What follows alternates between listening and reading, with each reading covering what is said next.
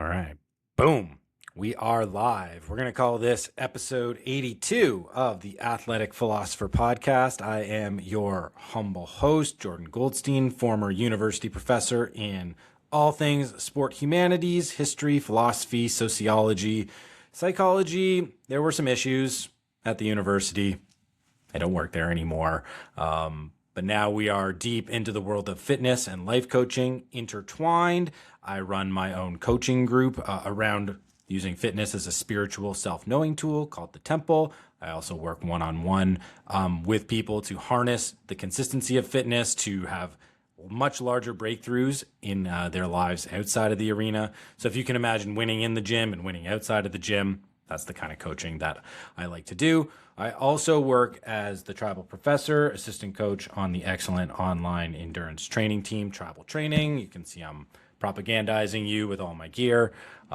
We take on big races together and individually. So if you're more interested in like a structured training program run by the excellent head coach of the team, Ryan Dreyer, then check us out. I work as a mindset, performance, and holistic health coach on that team as well. I'll drop all that stuff down there in the show notes if you're interested, but I do not want to bury the lead. We have an amazing guest on the pod today, so I'd love to introduce you to Alli Covington, who similarly seems to run a fitness coaching business that intertwines mental and physical health all into one. I get really pumped up and inspired seeing what Alli is doing on social media, and in particular, the way she attacks her goals in fitness and in life, and sort of just brings a lot of the various themes that are very valuable and important to me here in the fitness space. And I just wanted to invite her on so that we can all learn from her and we can get a little bit more deeply entwined with this the theme that we're going to talk about today, which is fitness and positive thinking. So without further ado, Alli, thanks so much for taking the time to talk to us here today. It's a real honor and a pleasure. So thank you very much. Thanks for having me. No problem. So this all sort of started with an interaction that you and I had on Twitter, and it was basically linking the idea of physical activity or consistency in physical activity with having a much broader positive outlook in life. So I'll just start with a very broad question, and then we'll just sort of see where it takes us. Mhm. What do you think are the links between physical training and positive thinking, and how have you seen that in your experience, both as a trainer, but also as an athlete and someone who is training themselves? Absolutely. Well, the science is pretty clear on it. I mean, exercise releases endorphins. If you feel lousy heading into the gym, you're going to feel a lot better walking out, not just because of the endorphins themselves, but because you did something that was against what you felt like doing. And every time we deny ourselves certain comforts and pleasures and we do what we know we should do instead of what we want to do, we gain a lot of self-confidence and self-esteem that we're going to do it again. So that's part of that positive feeling too when we train. I find that that's one of the greatest confusion points about people who maybe struggle to find that consistency at the gym. I was actually having this conversation with one of my clients yesterday. They feel as if it's such a struggle and it's so hard for them, but the people that, show up and do the work, they don't have that inner monologue battle going on. So can you just dispel this for everybody that I believe that every single person, no matter how often you go to the gym, they always have that little debate with themselves. Do I do it? Do I not do it? Do I give into the I excuse? Do I do I'd the say for the work? first 5 years, you're probably doing that battle a lot more, especially if Okay. you have to get up early and you're kind of tired in order to get to the gym. So my first years, I got up at 5 a.m. just so that I could work out before school and so I could work after school. And I did that through my last 2 years of high school. And then in college, it was a lot of the same stuff. But then I started getting paid to teach classes. So I kind of got my workout in while I was getting paid. That was my like, I'm gonna rig the system here. Good But hack. if you're having to get up and be tired, then yeah, you're gonna have that internal battle a lot more often. But once you're into the habit of it, once you've done it for years, you kind of stop having that battle quite so often because it's just what you do. Like you've carved it out of into your schedule, you've carved out time for it. You said this is my workout time, and it's become so much of what you do and who you are and part of your identity that you don't have that internal battle anymore unless you're really not feeling very good. So I'll tell you what I tell my clients that say the same thing to me. 10% of the time, you're going to absolutely feel like going and crushing it in the gym. And 10% of the time, you're going to feel like, absolutely no way am I doing this. I do not want to go. And the other 80% of the time, you're going to be somewhere in between those two extremes. And you're just going to go because it's habit. It's that bottom 10% of the time that you really just have to suck it up and go anyway. Or you're getting sick and you really do need to rest instead of go. Just stop thinking about it and go. I love how you just broke that into 10, 80, 10. That was my teaching philosophy when I was a professor. Oh. It's like there's 80% that can be swayed either way. There's a top 10 and there's a top bottom percent. If you pay attention to the top bottom to the bottom 10%, then the 80% is going to get dragged down. But if you pay attention to the top 10%, the 80% is going to get dragged up. And that's quite interesting, the way you frame that, because if we think about the 10%, the top 10%, it's like, I love this. I'm going to go smash it. I'm so enthusiastic. That's actually the advice I give people on how to build and how to start building a fitness routine, is to start with that top 10%, the things you love, the things that are so easy to get going that you'll end up pulling the other 80%. So I Yeah. appreciate that. I appreciate the way you just did that, because it unlocked a little bit of a frame for me on how I actually used to operate my classroom. Oh. That's really cool. So when we now think about the connection between maybe consistent physical activity and the power of positive thinking, or the power of positivity or optimism, Mhm.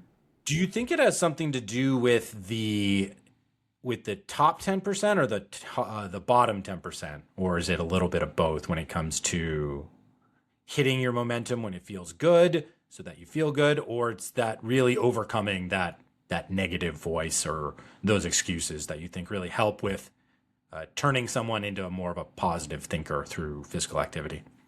I was just thinking about this morning because I have a client that's going through a little bit of a rough patch, and it's the times that you succeed in spite of how you feel.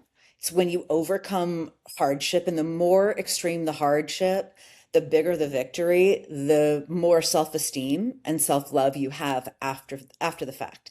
So honestly, that positive thinking, I think, comes from overcoming that bottom 10% of the time, not the top 10% of the time. When you're only doing what's easy and you're only ever feeling good when it feels good to feel, when it's easy to feel good, it's like, oh, you're not really gaining much from that, right? There's a lot of people that go through a midlife crisis, and one of the reasons why you go through a midlife crisis is because you're feeling this sense of like, this isn't getting any better. Have I really ever done everything that I ever wanted to do? Does my wife love me? Does my husband love me? I'm not feeling, and it's all coming from this place of not having self-love, right? And I'm not just coming from, some woo-woo space in this. I have a master's in counseling psychology. So this is like what I'm trained to understand and do and deal with. And in his case, it's really very much like he had things pretty easy. Like life was pretty okay growing up. I mean, there's inconveniences and parents are jerks, but life was pretty okay. Law school, undergrad, law school, got a job at one of the top firms, and life's been kind of like just going. Never really had any extreme hardship before.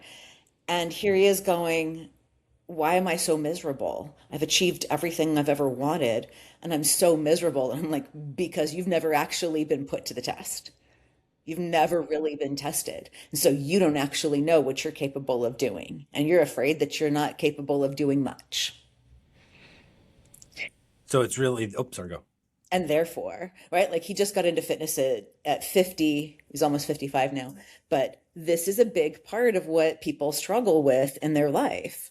And how does fitness relate back to all of that and create that positive thing? Well, he's faked the positive thinking, but on the inside, the imposter was saying, yeah, but you really probably aren't that great.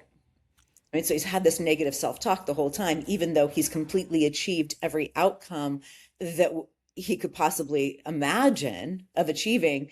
And yet he's still not satisfied with it because he never learned to be satisfied with himself and he never tested himself, never got punched in the face, so to speak. Right? I mean, sometimes the worst thing that happens to you turns out to be the best thing that happens to you simply because you overcome that kind of extreme hardship. So that I think has a big part of that positive thinking because positive thinking isn't just a cute little mantra. It's like if you've overcome some really hard stuff, then you know what you're capable of doing and not much really gets you down. You, yeah, you just kind of go through life like, I can handle that. It's not a big deal. You don't get upset about stuff nearly as often. You're not afraid. You know what I mean? Yeah, so there's like a couple of interesting, I think, general misconceptions that you sort of just like dispelled out there. So maybe just for the people out there, like what do you define as positive thinking or a positive outlook or someone who's optimistic about life? When I think about what I want to accomplish, I'm not worried that I can't do it. That's like the truest definition, in my opinion.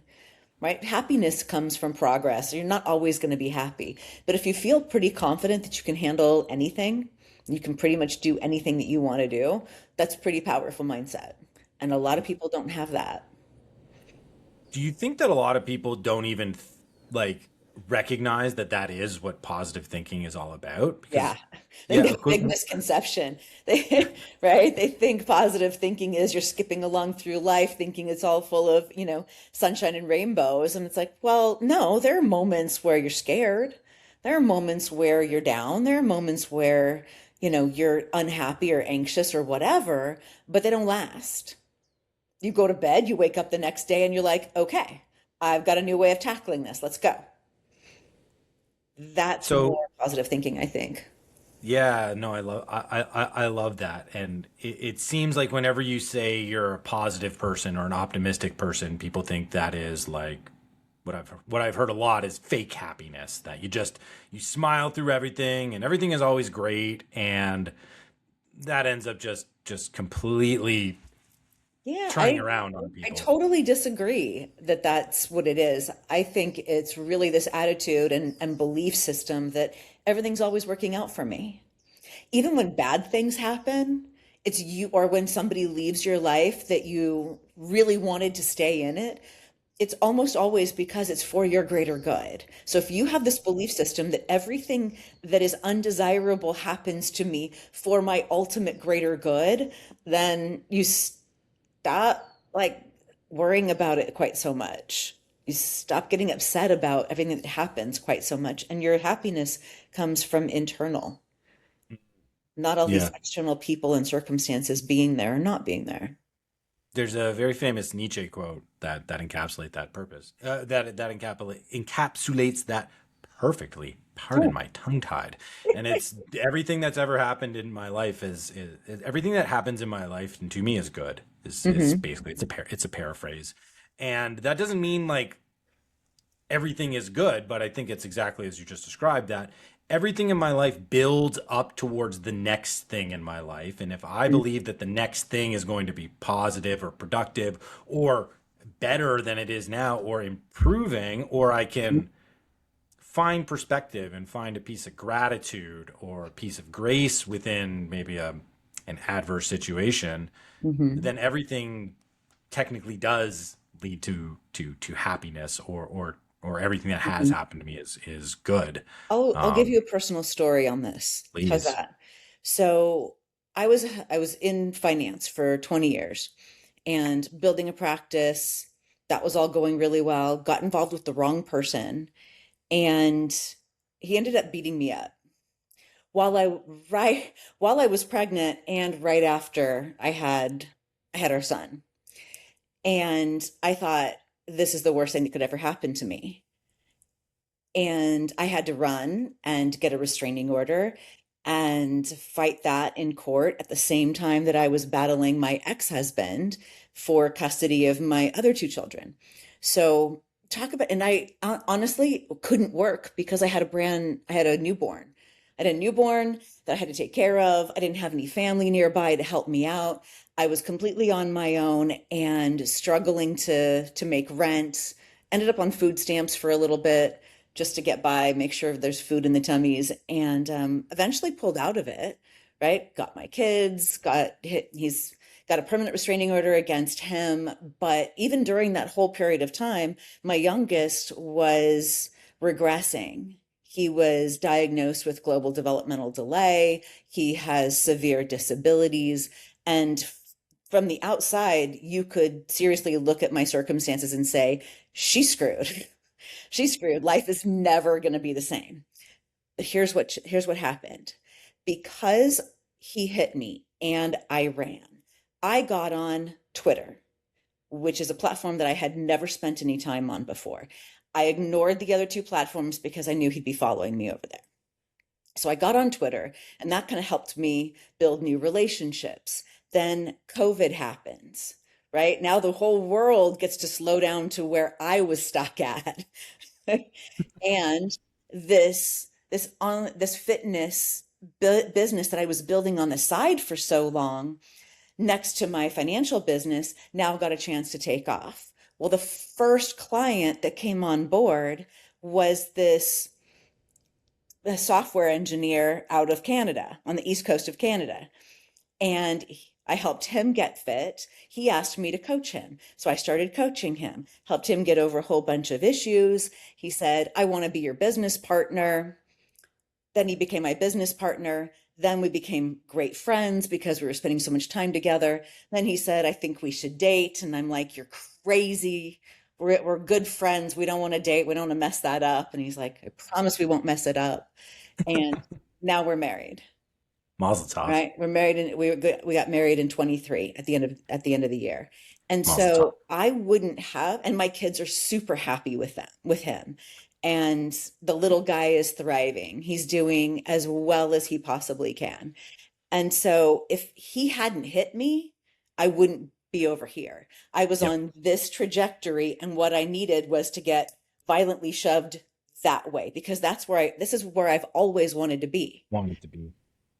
But I couldn't figure out a way to get out of finance because the income is so high and get over here where you're going to start over again, right? Yep. Without some massive circumstances. So I looked at that whole situation, and while I was going through it, it really, really sucked. And I didn't understand why I was being punished and having to go through all this, right? Other Mm. than my poor decision to trust somebody that I shouldn't have trusted. But ultimately, I looked at it as, well, the universe, God, whatever you believe, was honoring my wish to be over here and have this life. And it just took all of that to get there.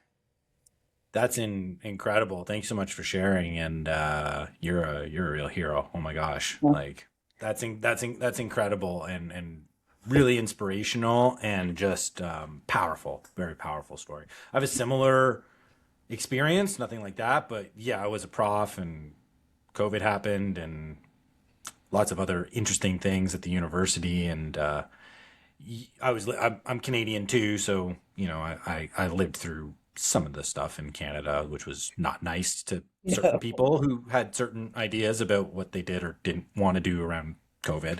Don't have to get Hmm. into that here. I don't want to do that.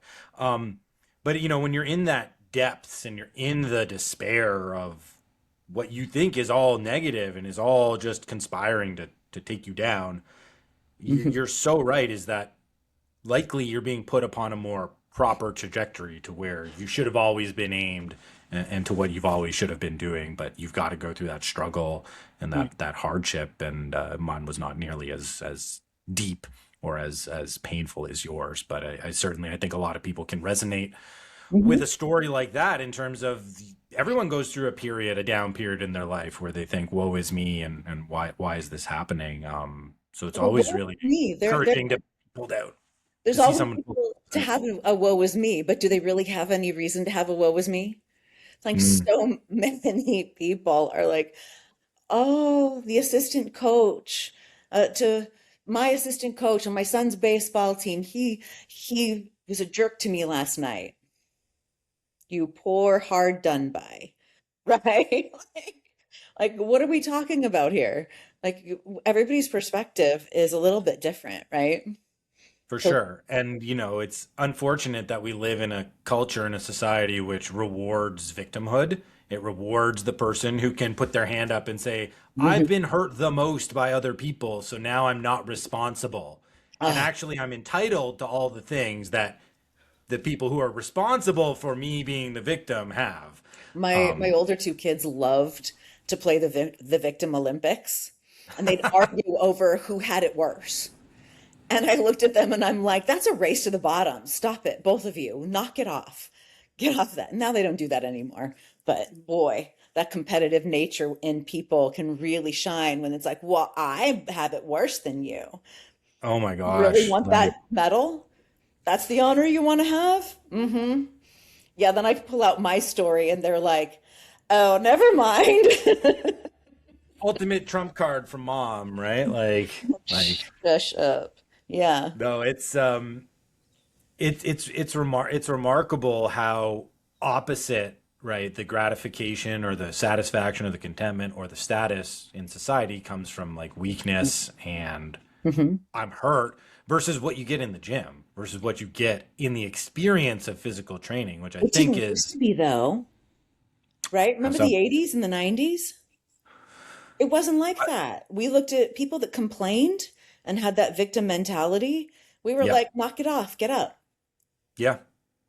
And all of a sudden, 20 years later, you're like, or somewhere in the 2010s, I guess it was, maybe Yep. 2015, all of this like victimhood status and virtue signaling and throwing themselves on the sword of wokeness just took over. And I'm like, Yeah.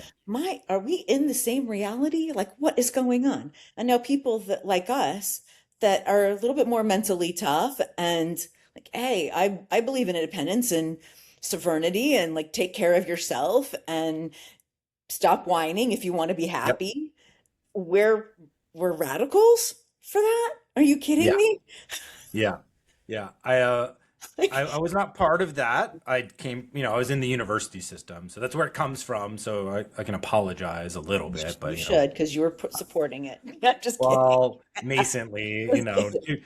it's one of those things where you don't know what you're getting into until you're into it, and then you're like, oh, this is really not where I should be, and then. Of course, I couldn't exist there for a number of reasons, but it's unfortunate. And what's so striking, at least about that, and it's a bit of a tangent, is like I was in the kinesiology department, right? I'm in the literally the phys ed department. I'm with the jocks, and none of the students that I ever taught ever exhibited any of that stuff. Like Hmm. there may have been a little bit, but these were all athletes. These were all high level athletes. So they had this contact with reality of like hard work, discipline, results, not a victim. If I lose, like I have to figure out how to win next time. I can't just blame everybody else. Right. So thankfully, I didn't have to deal with that with my students. But the faculty, the people who should have known better, they're the ones who were pushing all this stuff and bringing it into the minds of the youth effectively. And it was so I, refreshing to not have to deal with entitled, whiny students because they were all athletes and they all had this sort of ability to think more positively the way you framed it, as in, okay, I'm not getting the grade that I wanted, but I'm resilient. So I'll go talk to the professor, I'll ask questions, and figure out a hopefully way. he can help me he can help Mhm. me figure this out. And I mostly taught first year students too, so they were really I, I getting wonder, hit hard. do you think that people change when they get into a teaching type of profession? Into because or do you think that weak-minded people are drawn to it because of summers off and a nice salary and tenure, and so they get tenure and then they don't have to work so hard, so they go for like this guaranteed type of lifestyle versus one where they constantly have to get up every day and hunt down their meal and improve themselves and continue to get sharp. Yeah, They there's a get definite. that way, or they're already that way and they're drawn to that.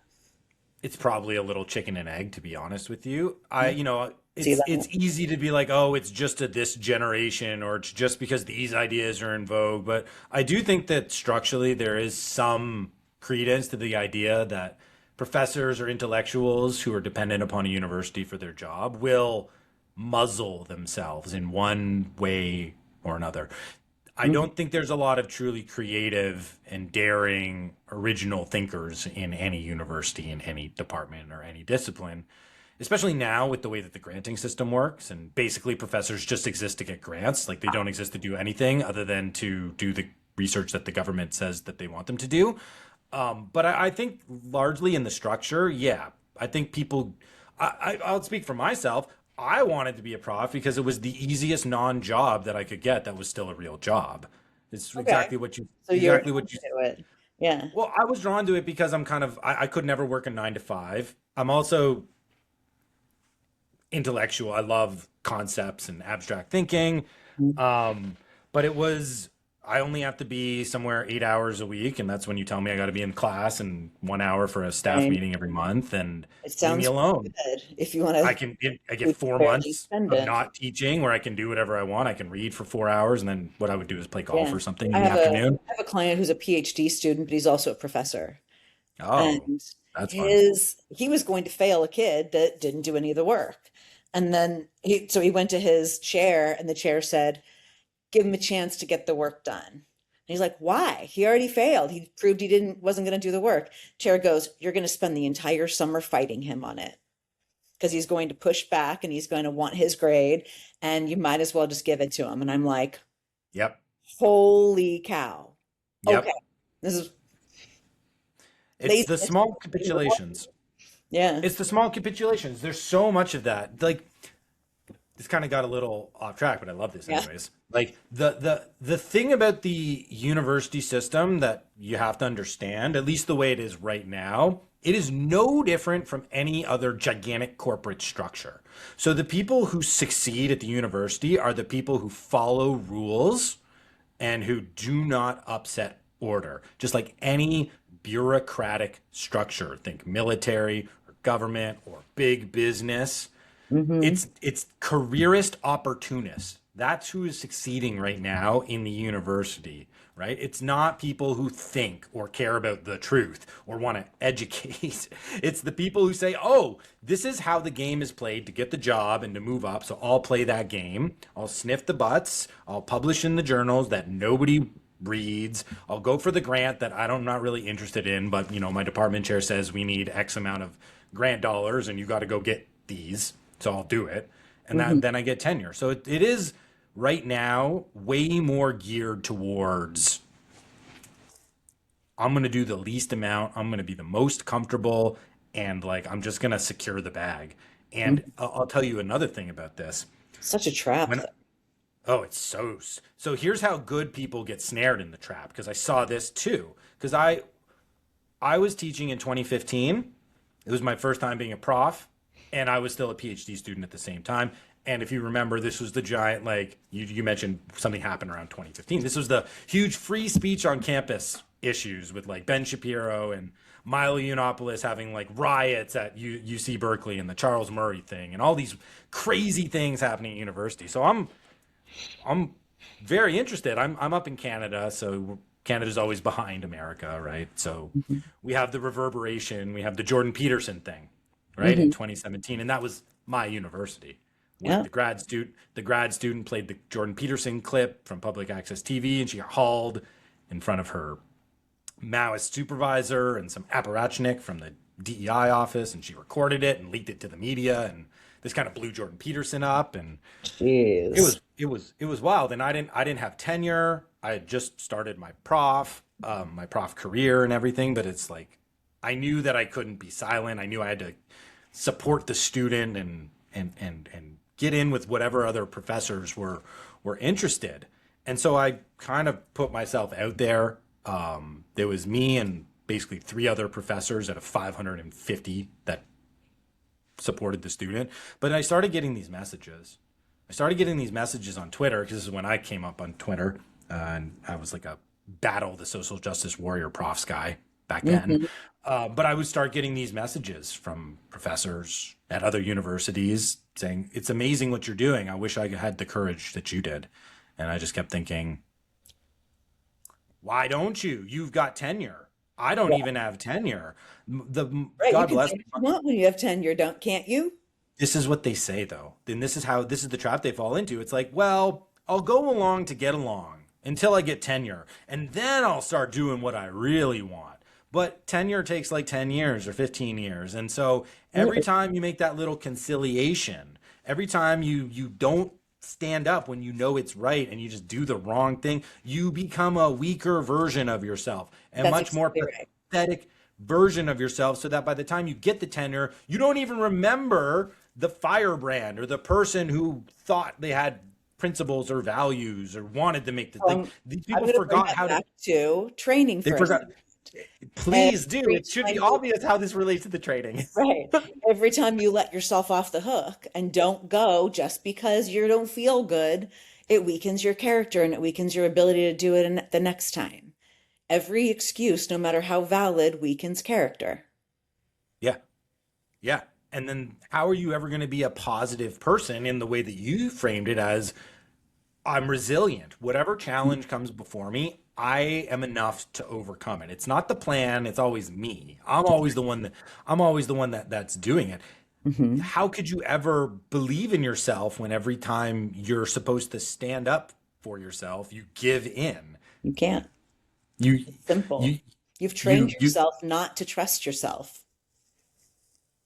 and that's the trap, and they fall into it, and it's the same trap that you see played out with the gym or with any of these other things that are difficult. They're difficult to do in the moment, but over time they give you an incredible courage, they give you an incredible self-knowing, and Hmm. that gives you this self-esteem and self-confidence, as you outlined, to just believe that you're enough and that That's right. you will do it. They can't beat you. That's right. They can't beat you. It's a So pretty I know that powerful. you've got. Yeah, I do have Sorry. to run and go pick up my son, but I'll say it's a pretty powerful mindset to have that you know that you can handle anything, so you Yeah. don't worry about much of anything anymore. All right. This has been a really power-packed 32 minutes. Like I really appreciate your time and your wisdom and the game that you're sharing with everybody. No If you doubt. could just give one final like piece of advice for like someone who's on the fence and they think, yeah, I hear what you're saying and I kind of could believe it, but that's not going to work for me. How would you bring somebody into this kind of thinking or this kind of a posture of life? And how can we allow physical activity to be that really powerful arena to help somebody get that stance and that posture? I'll give you a framework that I give to my clients when they're in that spot. I call it perfect decisions. So you just promise yourself that just for 24 hours, you're actually going to do everything, you're going to make perfect decisions. So it's not just I'm going to show up to the gym, it's I'm going to do all of the sets and I'm going to do all of the reps and I'm going to do every single rep to the best of my ability. I'm going to be as absolutely perfect as I can possibly be. And because I know in that last set, in those last reps, I want to stop at 10, but I can go to 18. 18 hurts a lot more, but I'm going to go to 18 just because I said I was going to. And instead of reacting to my kid who's doing something frustrating, I'm going to stop and breathe first and respond. And instead of getting irritated at my spouse because he said something stupid that he knows pisses me off, I'm going to stop and respond. And instead of picking a fight, I'm going to choose this for just 24 hours and see how I feel after just 24 hours of trying to be the absolute most perfect version of myself that I can be right now today. And after 24 hours, I can decide if I want to continue or not. So therefore, I'm not making it like, oh, I have to do this for the rest of my life. And it's not this daunting thing. I'm just trying it on. I'm trying it on Yeah. like a jacket. And if I like the way the jacket feels that day, I might try it again. And this is exactly how I got myself out of it and how I get my clients out of it. And then you just start linking these 24-hour time frames together. And before you know it, you are a completely different person than you used to be. You don't Yeah. react, you don't get mad, you listen, you are calm, you are peaceful, you are loving, and you're crushing it in the gym and in life. Just perfect decisions for just 24 hours. And you're sleeping for a good portion of those 24 hours anyway. Beautiful. Like you got to put that into practice, people. That is some absolute fire advice. We Thanks. all get out of it one step at a time, one day at a time, and that's a great frame, One and tiny certainly a decision. great place to start practicing being the best version of yourself. And in fitness, we at least get to feel it and do it and see it in action. Where in other areas, it's a little like gray, right? Delayed. But it's a Yeah. little delayed and it's a little confusing, but it's like, did I go to the 18? I did. Hmm. Yeah, no one takes that. No one can take that away from me, That's not right. even myself. But you got to go and take your kid, pick him up. Yep. Thank you so much, Allie, for your time and your wisdom and your guidance here. It's great. Thanks. I'm gonna put link down in the show notes. If anybody loves what they heard, you can get in contact with Allie and certainly inquire about all the wonderful fitness and coaching that she does. Thank you so much for your time, and hope to talk soon. Thanks. All right. Okay, let's hit stop. All right.